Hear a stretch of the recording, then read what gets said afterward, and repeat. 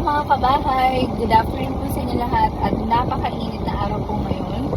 And tayo po ay may tripping today dito sa may Lower Antipolo. So naghahanap po kayo ng Lower Antipolo na malapit po sa SM Masinag, SM Cherry, Marcos Highway, Samulong Highway, LRT Station, malapit sa Marikina, malapit po sa lahat ng establishments. Meron po tayo dito sa may Lower Antipolo. Yung buyer po natin, ang hinahanap po niya ay around the area, tapos mga around 10 million pesos pababa. So may 4 o 5 tayong i-offer or ipapakita sa kanya na sana magustuhan ni buyer para may mga choices din siya. Tapos kasi kasi after ng 10 million, ang next na natin is yung mga tag 13 million pataas dito sa lower.